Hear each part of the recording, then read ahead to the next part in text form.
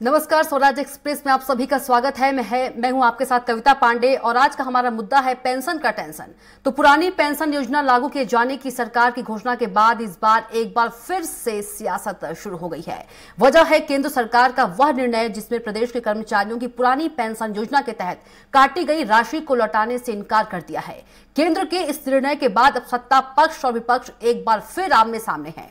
कांग्रेस ने जहां इसे प्रदेश के लाखों कर्मचारियों के हितों के खिलाफ फैसला बताया है, तो वहीं विपक्ष ने कहा कि हर बात पर केंद्र पर दोष मढ़ना कांग्रेस की पुरानी आदत है। और इसी पर हम चर्चा करेंगे, लेकिन उससे पहले एक छोटी सी रिपोर्ट देख लेते हैं। छत्तीसगढ़ की भूपेश सरकार ने प्रदेश के कर्मचारियों अधिकारियों के पक्ष में एक बड़ा फैसला लेते हुए 1 मई 2022 से प्रदेश में पुरानी पेंशन योजना को लागू किया था। इसके साथ ही प्रदेश के मुख्यमंत्री भूपेश बघेल ने खुद प्रधानमंत्री नरेंद्र मोदी को पत्र लिखकर नवीन अंशदायी पेंशन योजना के तहत राज्य के कर्मचारियों के नेशनल सिक्योरिटीज डिपॉजिटरी लिमिटेड में जमा की गई राशि को राज्य सरकार को वापस लौटाने हेतु निर्देशित करने का अनुरोध किया था, ताकि कर्मचारियों के बेहतर भविष्य के लिए पुरानी पेंशन योजना का क्रियान्वयन शुरू किया जा सके। लेकिन मुख्यमंत्री के इस अनुरोध के बाद भी अब केंद्र ने यह राशि राज्य को लौटाने से इनकार कर दिया है। मुख्यमंत्री ने कहा कि केंद्र के द्वारा पैसा नहीं लौटाए जाने की कोई वजह नहीं बताई गई है। केंद्र के इस निर्णय पर मुख्यमंत्री भूपेश बघेल ने कहा कि यह राज्य के कर्मचारियों का पैसा है और इसे लेकर रहेंगे। मुख्यमंत्री ने पत्र में लिखा था कि राज्य सरकार के पास उपलब्ध आंकड़ों के अनुसार NSDL को 1 नवंबर 2004 से 31 मार्च 2022 तक कुल 11,850 करोड़ अंतरित किए गए हैं। NSDL से प्राप्त जानकारी के अनुसार वर्तमान में इस जमा राशि का बाजार मूल्य लगभग 17,240 करोड़ रुपए है। केंद्र सरकार ने कहा हम पैसा नहीं देंगे, लेकिन कारण नहीं बताया है क्यों नहीं देंगे। पैसा तो राज्य सरकार का है और राज्य के कर्मचारियों का है, तो पैसा क्यों नहीं लौटाएंगे ये कारण नहीं बताया उन्होंने। पैसा तो लेकर आएंगे। वहीं भाजपा ने नवीन पेंशन योजना के तहत राज्य के कर्मचारियों की काटी गई राशि नहीं लौटाने के केंद्र के निर्णय के विषय में पूरी जानकारी एकत्र किए जाने की बात कही है। नेता प्रतिपक्ष नारायण चंदेल ने कहा कि इस विषय में तथ्यात्मक जानकारियां इकट्ठी की जा रही है। इसके साथ ही उन्होंने कहा कि हर मामले में दोष केंद्र के ऊपर मढ़ देना यह कांग्रेस की पुरानी आदत है। उन्होंने कहा कि सत्ता में रहकर कांग्रेस अब भी विपक्ष की ही भूमिका में है। नेता प्रतिपक्ष ने कहा कि इसके साथ ही और भी कई विषय है जिस पर कांग्रेस को बात करनी चाहिए। उन्होंने कहा कि यह सरकार की जिम्मेदारी है कि अगर वह कोई वादा करती है तब इस बात की व्यवस्था खुद ही सुनिश्चित करे कि इसे पूरा कैसे किया जाना है, न कि वह हर बात पर केंद्र सरकार पर दोषारोपण करे। कुल मिलाकर भाजपा के नेता नवीन पेंशन योजना के तहत कर्मचारियों की काटी गई राशि लौटाने से इनकार किए जाने के केंद्र सरकार के निर्णय पर कोई सीधा जवाब देने से बचते दिखे। वजह भी है कि मामला प्रदेश के लाखों कर्मचारियों से सीधा जुड़ा हुआ है। पेंशन समय पर लोगों को नहीं मिल पा रहा है, महंगाई भत्ता नहीं मिल पा रहा है, उस पर भी तो भूपेश जी को बात करना चाहिए, उस पर भी तो सार्वजनिक रूप से बयान देना चाहिए। कर्मचारी अधिकारियों के प्रतिनिधि मंडल से बुला करके बातचीत करना चाहिए। हर बात पर सिर्फ केंद्र सरकार पर आरोप मढ़ना और केंद्र को निशाने पर लेना। भूपेश जी पहले यह तय कर लें कि वो सत्ता पे है या विपक्ष में। कुल मिलाकर नवीन पेंशन योजना के तहत काटी गई राशि पर हक का पेच अब भी राज्य और केंद्र सरकार के बीच फंसा हुआ है। केंद्र के द्वारा राशि लौटाने के इनकार किए जाने के बाद अब यह मामला और भी गंभीर हो गया है। अब ऐसे में देखना यही होगा कि केंद्र के इनकार के बाद राज्य सरकार अपने वायदे के अनुरूप की गई घोषणा को पूरा करने के लिए कौन सा कदम उठाती है। हालांकि प्रदेश के मुख्यमंत्री भूपेश बघेल के रुख से यह साफ है कि वे कर्मचारियों के हित की इस लड़ाई में कदम पीछे खींचने वाले नहीं हैं। स्वराज एक्सप्रेस के लिए रायपुर से संजय उपाध्याय की रिपोर्ट। और इसी मुद्दे पर हम चर्चा करेंगे और हमारे साथ खास मेहमान जुड़ गए हैं कांग्रेस प्रवक्ता धनंजय सिंह ठाकुर और वहीं पर वरिष्ठ पत्रकार राम अवतार तिवारी जी जुड़ गए हैं। पहला सवाल राम अवतार तिवारी जी आपसे है कि पेंशन की बकाया राशि जो है भूपेश बघेल हैं वो बोल रहे हैं लेकर रहेंगे, लेकिन जो केंद्र सरकार है उन्होंने इनकार कर दिया है और वजह भी नहीं बता रहे हैं। क्या कुछ आपकी प्रतिक्रिया?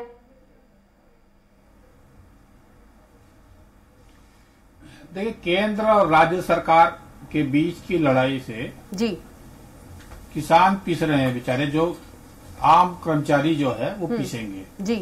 जो आखिर राज्य सरकार के जो पैसा है, राज्य सरकार के कर्मचारियों का पैसा है वो काटा गया है, तो वो पैसा को कैसे वापस हो सकता है? क्योंकि अकेले कांग्रेस शासित राज्य नहीं जी, अब आप पार्टी और कई राज्यों की, राजस्थान में भी इसी तरह स्थिति आ रही है, और जो राज्य हैं जो विपक्ष के पार्टी, जो भाजपा के विपक्ष के, वहां भी इस तरह के पेंशन योजना लागू करने की मांग उठ रही है या मांग कर रहे हैं। तो केंद्र और राज्य के बीच जो संवैधानिक संकट की स्थिति आ रही है उससे आम जो कर्मचारी है वो परेशान हो रहा है, पहली बात जी। दूसरा बात यह है कि जब पेंशन योजना कटौती की योजना लाई गई थी, वो IAS, IPS कर्मचारी सबके लिए लाई गई थी, उस समय राज्यों ने सहमति दी और उस समय सबकी सहमति से योजना आई थी। उसके बाद अब जब राज्य सरकार ही पलट रही है, पार्टियां इसको पलट रही हैं और ये कह रहे हैं कि पुरानी पेंशन योजना लागू की जाए, तो कई बातों में विरोधाभास है। इस विरोधाभास से कर्मचारी जो है अपने आप को ठगा महसूस कर रहा है। बिल्कुल। दूसरी तरफ दोनों सरकारों को सामंजस्य के साथ बैठना चाहिए जी, और बैठकर इसका हल किस तरह निकल सकता है इस दिशा में कोशिश होनी चाहिए। राजनीतिक आरोप प्रत्यारोप तेज होगा, एक दूसरे के आरोप लगेंगे, उससे हल नहीं निकलेगा। बिल्कुल। ये हल निकलना चाहिए कि ये पेंशन कैसे मिलेगा, या तो राज्य सरकार को पूरा वहन करना पड़ेगा ऐसी स्थिति में कि राज्य सरकार उसमें क्या निर्णय लेगी। अगर केंद्र सरकार जो है अगर इस तरह कदम नहीं उठा रही है, तब राज्य सरकार उसमें क्या कदम उठाने जा रही है, ये राज्य सरकार को तय करना पड़ेगा।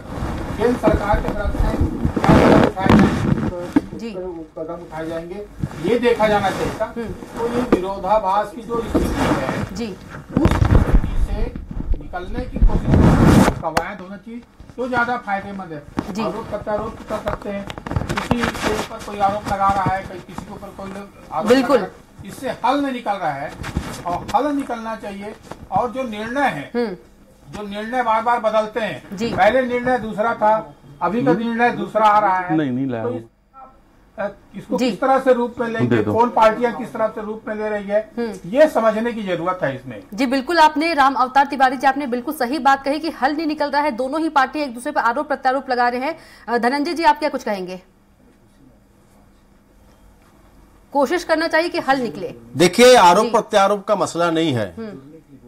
हेलो, सुनिए ना जी, ये आरोप प्रत्यारोप का मसला नहीं है। शायद वरिष्ठ पत्रकार जी की जानकारी में है कि नहीं, पता नहीं, मैं समझ सकता जी। हमने राज्य के कर्मचारियों के हित के लिए जब पुरानी पेंशन स्कीम को लागू किया, उसके बाद हमने जो पेंशन स्कीम जो पहले चल रही थी, जहां जो राज्य के कर्मचारियों का लगभग 17,240 करोड़ है, उसको केंद्र सरकार से वापस मांगा, क्योंकि वो राज्य के पैसा है, वो राज्य के कर्मचारियों का पैसा है। और चूंकि पुरानी केंद्र सरकार की जो स्कीम शुरू की गई थी, उस स्कीम से हमने बाहर कर लिया अपने आप को, और पुरानी पेंशन स्कीम हमने लागू किया है। और इसके लिए हमने पत्राचार भी किया है, क्योंकि हम आरोप नहीं लगाते हैं, हम धरातल पर काम करते हैं, वास्तविकता पर काम करते हैं। राजनीतिक आरोप लगाने का काम भारतीय जनता पार्टी का है। हमने केंद्र सरकार को पत्र लिखा, प्रधानमंत्री जी को पत्र लिखे, तब वित्त मंत्री जी का जवाब आया कि उस पुरानी पेंशन स्कीम आपने लागू किया है, लेकिन जो राज्य के कर्मचारियों का पैसा जो जमा है, उस पैसे को हम नहीं देंगे। अरे भाई, आप क्यों नहीं देंगे? वो पैसा आपका थोड़ी ना है, वो तो राज्य के कर्मचारियों का पैसा है, उसमें राज्य का अंशदान है, राज्य कर्मचारियों का अंशदान है। आप वो पैसा क्यों देना नहीं चाहते, स्पष्ट करिए। क्योंकि हम अपने राज्य के कर्मचारी, जो राज्य के कर्मचारी सरकार के अधीन काम करते हुए अपने उम्र के 62 पड़ाव को पार कर लेता है, उसके बाद जब रिटायर होता है तो उसके बेहतर भविष्य के लिए हमने ओल्ड पेंशन स्कीम लागू किया है। क्योंकि जो पेंशन स्कीम चल रही थी बहुत सारी उसमें त्रुटियां थी, उसमें कर्मचारियों का भविष्य सुरक्षित नहीं था, कर्मचारियों के पैसे का इन्वेस्टमेंट किया जाता था, वो डूब जाए तो उसके कर्मचारी जिम्मेदार हो, तो उसमें कर्मचारी संगठनों के बहुत सारी उसमें सुझाव आए थे, तो हमने लागू किया है। और सबसे बड़ी बात आप देखें कविता जी, केंद्र के कर्मचारी भी ओल्ड पेंशन स्कीम लागू करने की मांग कर रहे हैं। तो सवाल ये उठता ना, जिसमें आपका हक नहीं है, जिसमें आपका अधिकार नहीं है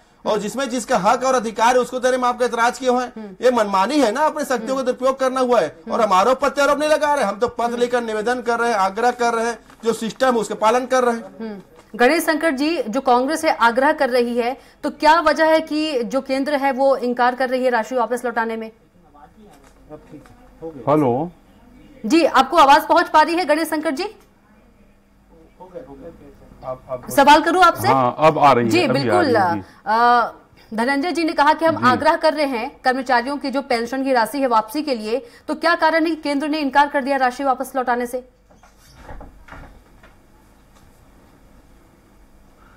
इसमें कविता जी, आप कविता जी हैं ना? जी बिल्कुल। हाँ, इसमें ऐसा है कि पेंशन के रिफॉर्म्स के तहत न्यू पेंशन स्कीम चालू की गई थी। और इसमें ये बहुत महत्वपूर्ण बात मैं ये बताना चाहता हूं कि ये जो पेंशन स्कीम चालू की गई थी, न्यू पेंशन स्कीम, ये दिसंबर 2003 में ये नोटिफाई हुआ था।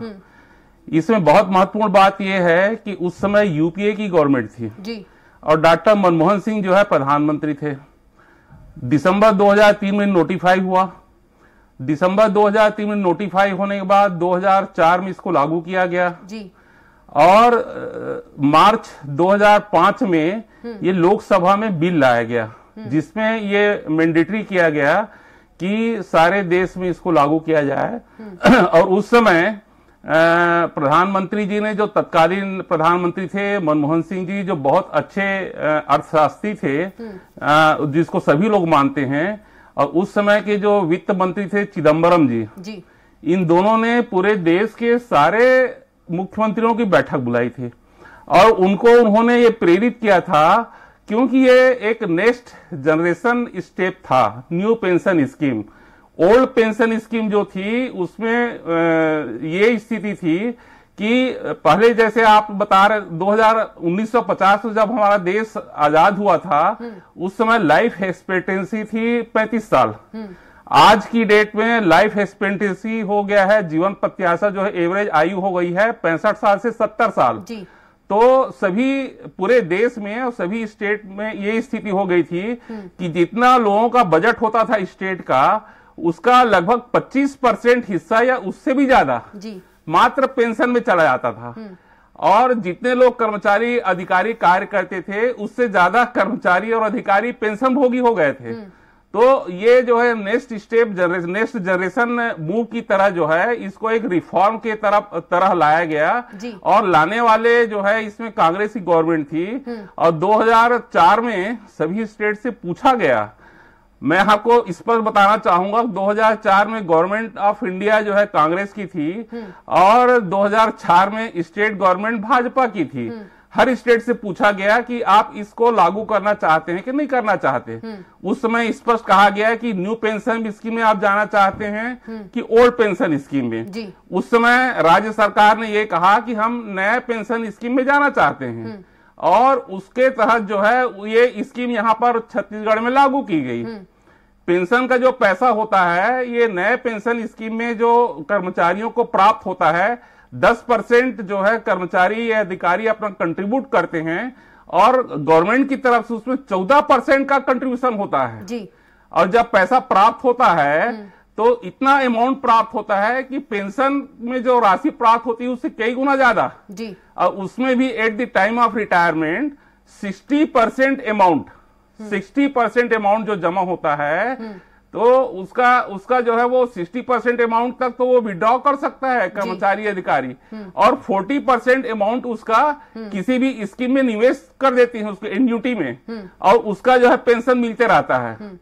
ओल्ड पेंशन स्कीम में जहां कर्मचारी अधिकारी के स्वर्गवास के बाद पेंशन बंद हो जाता है, न्यू पेंशन स्कीम में उसके स्वर्गवास के बाद उसके जो फैमिली में जैसे कोई पुरुष है उसके बाद उसकी पत्नी को भी उसका जो पेंशन मिलता है जब तक वो लेना चाहे जी। तो हर स्थिति में जो नई पेंशन स्कीम है वो अधिक साइंटिफिक है, रिफॉर्म के तहत इसको लाया गया था और सारे देश में नहीं, भारत की बात नहीं है, हर विकासशील देशों में ये इसको लाया गया है। जैसे आपने देखा जैसे सेल टैक्स के स्थान पर जीएसटी लाया गया एक रिफॉर्म के तहत, उसी प्रकार से इसको पेंशन स्कीम, नया पेंशन स्कीम को लाया गया था। तो ये लोक लुभावन बातें करके और इसके लिए इस तरह से करना, भाई स्टेट गवर्नमेंट की अभी स्थिति ये है छत्तीसगढ़ में, मैं आपको बताऊं कि 84,000 करोड़ इनके पास में लोन हो गया है, जबकि जो पूरा बजट है उसका 87% है और हर माह जो है 400 करोड़ रुपए तो ये अपने बजट से सिर्फ लोन रिपेमेंट पे जा रहे हैं जी। तो पूरा प्रदेश जो है दिवालिया की स्थिति में सामने आ चुकी है। माननीय मुख्यमंत्री जी ने बयान दिया है कि हमको वो पैसा वापस किया जाए। ये पैसा जो है मुख्यमंत्री का या राज्य का पैसा नहीं है, ये कर्मचारियों का पैसा है और कर्मचारियों का जो पैसा है, जो कॉर्पस फंड है, उसको रेगुलेट करने वाली एक अथॉरिटी बनाई गई है गवर्नमेंट ऑफ इंडिया में। ठीक है, गणेश शंकर जी वरिष्ठ पत्रकार भी हमारे साथ हैं। रामअवतार तिवारी जी को हम चलेंगे, बोलते हैं FRDO जी। रामअवतार तिवारी जी, आपने सुना गणेश शंकर जी को। कविता जी एक मिनट जी। कविता जी, 2 चीज सुधारना चाहूंगा मैं गणेश शंकर मिश्रा जी का। पहली चीज, गणेश शंकर मिश्रा जी कहे कि देश 1950 में आजाद हुआ। मिश्रा जी, देश जो है 1947 में आजाद हुआ। नहीं बोला मैंने, आप सुन लीजिएगा, सुना ठीक से नहीं है, सुन लीजिए ना, अरे सुन लीजिए ना, का बच्चा भी जानता है, इसीलिए मैं आपको सुधार रहा हूँ, इसीलिए आपको सुधार रहा हूँ। देखिए सबको पता है देश कब आजाद हुआ है, जो मुद्दा है मुद्दे पे बात करेंगे। आजाद नहीं हुआ मैं बोला, सबको पता है देश कब आजाद हुआ है, बात कर रहा हूँ। इनका बैक कर दीजिए, सुना दीजिए इनको, सबको पता है। ठीक है, गलती होगी, मुद्दे पे बात करते हैं, मुद्दे पे बात करते हैं। दूसरा झूठ, एक्सपेक्टेंसी की बात कर रहा था, मुद्दे में बात। दूसरा झूठ इनको बताता हूँ, इनका परीक्षा नहीं हुआ यहाँ पे। अरे तो आप पढ़ के बताइए ना, आपको खुद को नहीं मालूम देश आजाद कब हुआ है? देश बोलते 1950 में आजाद हुआ। दूसरा झूठ, दूसरा झूठ की जानकारी फिर अधूरी है। धनंजय जी, आपका वक्त नहीं था, आप मुद्दे में बात करें ना, फिर मुझे तो जनरल नॉलेज सिखा रहे हैं। जी जी, भाजपा नेताओं का चरित्र है झूठ बोलना। ये सुन लीजिए, मत होइए आप, ये सुनिए, नहीं सुनिए, आप यहाँ पे आप झगड़ा करने के लिए नहीं आए हैं, वो हम सुधार रहे हैं यहाँ बैठ के। आपको सुधारने का आवश्यकता नहीं है, सुधारना पड़ेगा, सुधारना पड़ेगा, आप लोग गलती सुधारना पड़ेगा। जो झूठ अपराध होता है सुधारना पड़ेगा। सुनिए बात, अरे मैं आप लोगों का झूठ बता रहा हूँ, मैं झूठ ये डिबेट करने आए हो कि झगड़ा करने आए हो, ये बताओ। आपका इनको ये नहीं मालूम कि कैसे डिबेट होता है। धनंजय जी अपना पक्ष रखिए। 2003 में अटल बिहारी वाजपेयी जी सरकार में प्रधानमंत्री थे और 2003 में उन्होंने पेंशन स्कीम को खत्म किया। जो यूपीए पे आरोप लगा, एमपी उसमें मनमोहन सरकार पे जो आरोप लगा ना, और सत्ता जाने के ठीक 1 महीना पहले अटल बिहारी वाजपेयी जी की सरकार ने न्यू पेंशन स्कीम को लागू किया 1 अप्रैल 2004 को। अगर आप झूठ बोलना चाहते हैं, आपको मुबारकबाद हो, लेकिन अगर आप सच्चाई को सामना नहीं कर सकते तो कृपया ऐसी बात ना बोले जिसमें आप खुद जाके फंस जाते हैं। 2005 में लोकसभा में बिल लाया गया था, 2005 में, और मोदी जी की गवर्नमेंट आई है 2014 में। सरकार ने 2003 में खत्म किया था।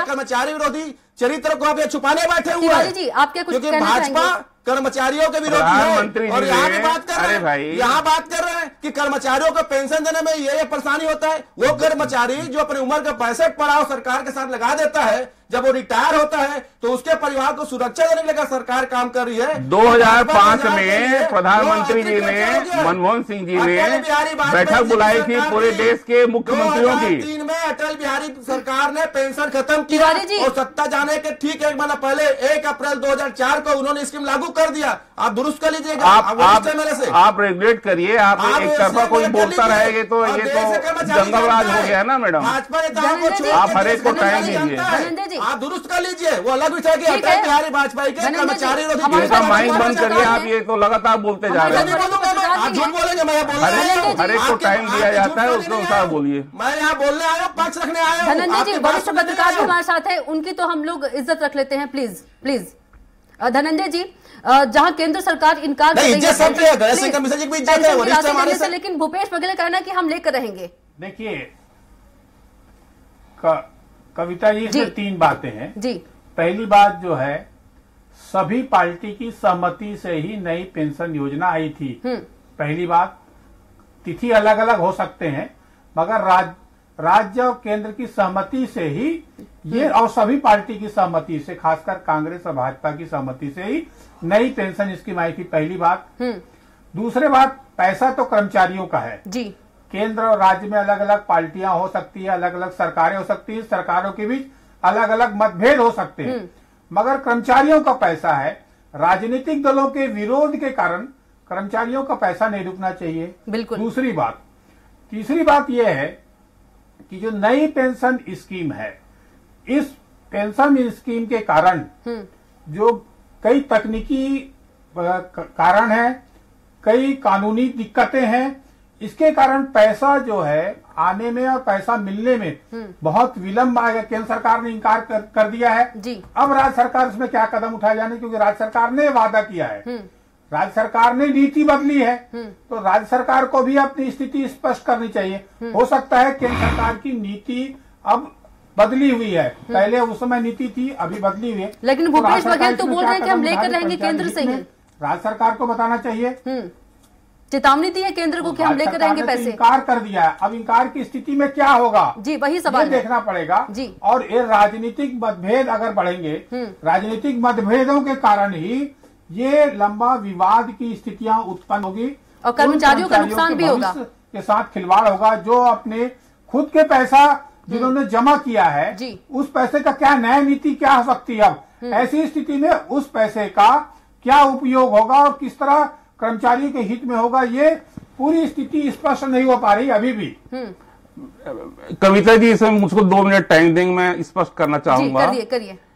ये मार्च 2005 में, हाँ, मार्च 2005 में लोकसभा में बिल लाया गया था इस संबंध में जी। भाई 2005 मार्च में तो कांग्रेस की गवर्नमेंट थी, गवर्नमेंट ऑफ इंडिया में, भारत सरकार में, और उस बिल में ये स्कीम को पूर्ण तरह से पूरे देश में लागू किया गया था। जहां तक जब भी कोई अपन नई चीज जब शुरू करते हैं, रिफॉर्म करते हैं, तो वो हमेशा वो एक ऑलवेज एक डिबेटेबल इशू होता है। कुछ उसका प्लस पॉइंट होता है, कुछ माइनस पॉइंट होता है, लेकिन उसको एक बार डिसाइड करने के बाद लागू किया जाता है। ये बात, इसमें तो कोई डिस्प्यूट है नहीं कि गवर्नमेंट ऑफ इंडिया ने जो है मार्च 2005 में बिल लाया था लोकसभा में, और उस समय जो है यहाँ की गवर्नमेंट ने उसमें सहमति दी थी नए पेंशन स्कीम में। तो एक बार जब पेंशन स्कीम में सहमति दे दिया और उसका जो एक रेगुलेटरी बोर्ड बन गया है जिसको स्टैट्यूटरी स्टेटस जो है वो गवर्नमेंट ऑफ इंडिया ने उस बिल में ही लाया था जी। तो वो बिल लाने के बाद उसको स्टेटस मिल गया। तो उस पैसे को ऐसा नहीं है कि आज फिर से यदि यहां पर हम कांग्रेस की गवर्नमेंट आ गई तो उसको वापस लाने की बात करें, कल फिर बीजेपी गवर्नमेंट आ गई तो उसमें कोई दूसरा स्टेप। सिस्टम हमेशा काम करता है। उस समय सिस्टम के तहत एक डिसीजन हो गया, अब उस डिसीजन को बार बार नहीं बदला जा सकता है। ये तो मानना पड़ेगा, चाहे राजनीतिक पार्टियां तो आते रहती हैं, आज कांग्रेस की है, कल हो सकता है बीजेपी का आ जाए, फिर से कांग्रेस उसके बाद आ जाए, लेकिन एक बार जो राज्य सरकार डिसीजन लेती है और केंद्र सरकार डिसीजन लेती है वो हमेशा कायम रहता है। राजनीतिक दल बदलते रहते हैं, मेरा बस यही कहना है। जी धनंजय जी कुछ मोबाइल में दिखा रहे हैं, क्या कुछ दिखा रहे हैं धनंजय जी? मैं मोबाइल में वो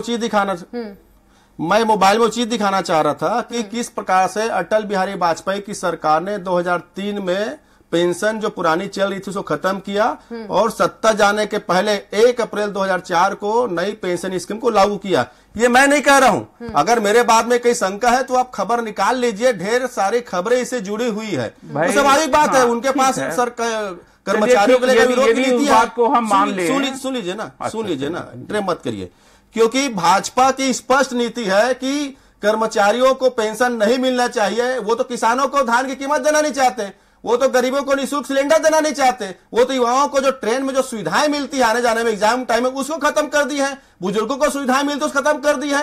क्योंकि भाजपा का मानना यह है कि लोगों को अगर मदद करोगे तो सरकार का खजाना खाली होगा, इसलिए टैक्स लगाते हैं। और हम तो कह रहे हैं ना, आज अगर हमको पेंशन स्कीम को लागू करना पड़ रहा है पुरानी वाली, तो ये तो राज्य सरकार के पैसा है और राज्य कर्मचारियों का पैसा है, उसको आप देने से इनकार क्यों कर रहे हैं? क्योंकि वो पैसा तो हमको लेना पड़ेगा ना, हमारे कर्मचारियों का अंशदान है, राज्य का अंशदान है, और हमने लागू किया अपने राज्य के कर्मचारियों के लिए।